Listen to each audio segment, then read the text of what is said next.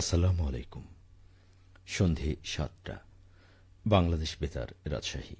স্থানীয় সংবাদ পড়ছি মাসুম আখতারুজ্জামান অনিক। রাজশাহী বিশ্ববিদ্যালয়ে computational physics and materials science শীর্ষক সম্মেলন অনুষ্ঠিত হয়েছে। পদার্থবিজ্ঞান বিভাগের কনডেন্সড ম্যাটার ফিজিক্স ল্যাব আজ emeritus professor A K M Azharul ইসলামের সম্মানে দিনব্যাপী এই সম্মেলন আয়োজন করে। সম্মেলনের উদ্বোধনী অনুষ্ঠানে প্রধান অতিথি ছিলেন রাজশাহী বিশ্ববিদ্যালয়ের উপাচার্য প্রফেসর সালেহ হাসান নকিব। বিশেষ অতিথি ছিলেন উপ উপাচার্য প্রফেসর মোহাম্মদ মাইনুদ্দিন ও সম্মানিত অতিথি ছিলেন প্রফেসর এমেরিটাস এ কে এম আজহারুল ইসলাম। অনুষ্ঠানে সভাপতিত্ব করেন প্রফেসর এফ নজরুল ইসলাম। অনুষ্ঠানে উপাচার্য বলেন, পদার্থবিজ্ঞান বিভাগের condensed matter physics lab Rajshahi বিশ্ববিদ্যালয় তথা বাংলাদেশের সংশ্লিষ্ট ক্ষেত্রে গবেষণার এক অনন্য প্রতিষ্ঠান। প্রায় ৪০ বছর ধরে এই গবেষণার সংশ্লিষ্ট ক্ষেত্রে গবেষণায় এক বিশেষ ভূমিকা পালন করে আসছে। এই ল্যাবের প্রাক্তন গবেষকগণ বাংলাদেশে উচ্চশিক্ষা ও গবেষণা তথা দেশ বিদেশে নিজ নিজ কর্মক্ষেত্রে বিশেষ সাফল্যের সাথে কাজ করে যাচ্ছেন। সম্মেলনে উদ্বোধন অনুষ্ঠানের পর কিনোট পেপার ও ইনভাইটেড টক সেশনে যথাক্রমে একটি ও দুইটি প্রবন্ধ উপস্থাপিত হয়। এছাড়া কারিগরি সেশনে ৬৯টি সংশ্লিষ্ট ক্ষেত্রের গবেষণা প্রবন্ধ এবং পৃথক সেশনে ৪৪টি স্মরণিক প্রবন্ধ উপস্থাপিত হয়। নাটোর জেলা উন্নয়ন সমন্বয় কমিটি চলতি মাসের সভা আজ অনুষ্ঠিত হয়েছে। জেলা প্রশাসকের সম্মেলন কক্ষে আয়োজিত সভায় সভাপতিত্ব করেন জেলা প্রশাসক আসমা শাহীন। সভায় বিভিন্ন দপ্তরের চলমান উন্নয়ন কাজ গুণগত মান বজায় রেখে দ্রুততার সাথে সম্পন্ন করার জন্য সংশ্লিষ্ট দপ্তর প্রধানদের প্রতি অনুরোধ জানানো হয়। এ লক্ষ্যে নিয়মিত মনিটরিং বহাল রাখার জন্য জানানো হয়। জেলা পর্যায়ে সরকারি দপ্তরের প্রধান কর্মকর্তা এবং উপজেলা নির্বাহী অফিসারবৃন্দ সভায় অংশগ্রহণ করেন। নওগাঁ জেলা কিশোর কিশোরী স্বাস্থ্যসেবা ব্যবস্থাপনা কমিটির সভা অনুষ্ঠিত হয়েছে। আজ দুপুরে জেলা প্রশাসকের সম্মেলন কক্ষে অনুষ্ঠিত সভায় সভাপতিত্ব করেন জেলা প্রশাসক মোহাম্মদ আব্দুল আওয়াল। এ সময় জানানো হয়, নওগাঁ জেলায় কিশোর কিশোরীর উন্নয়নে শিক্ষার্থীদের নিয়ে গঠিত ২২টি শিক্ষা প্রতিষ্ঠান ও ৪৪টি কমিউনিটি পর্যায়ের কমিটি সমূহের কার্যক্রম আরও গতিশীল করা হয়েছে।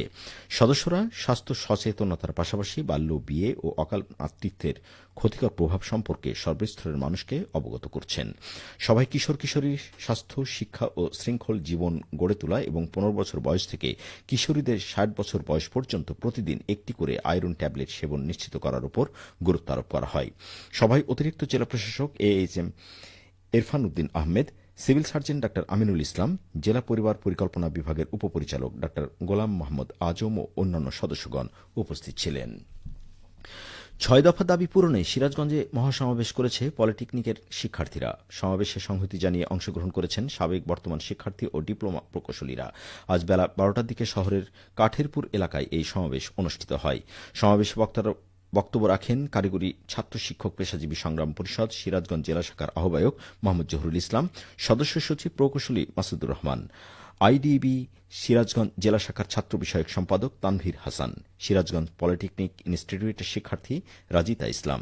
বক্তারা বলেন, জুনিয়র ইনস্ট্রাক্টর টেক পদে অবিলম্বে ক্রাফট ইনস্ট্রাক্টরদের ৩০% প্রমোশন কোটা বাতিল করতে হবে।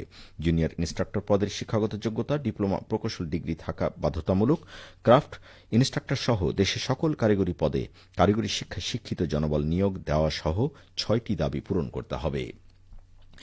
নদী, নালা, খাল, বিল ও জলাশয় দেশীয় মাছে ভরে তোলার আহ্বান জানিয়েছেন নওগাঁর জেলা প্রশাসক মোহাম্মদ আব্দুল আওয়াল।